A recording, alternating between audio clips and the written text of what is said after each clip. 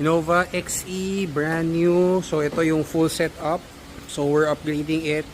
So 1 hour gonna be done. So yan, kinakabitan namin siya ng LED plate lights. Tapos rear seal nakabit na mudguard. We're installing fender flarings. Right now we're installing it. Step board. Yun mga kailangan yan. Tapos ito, flarings din. Na-upgrade pa namin siya. Yung fog light assembly kit para sa XE para magka-ilaw. I-upgrade rin namin yung ilaw niya dito. So low beam, hood shocks kakabitan pa namin siya. Ayan yung hood lining. So sequential lights nakakabit na rin. Plain visor.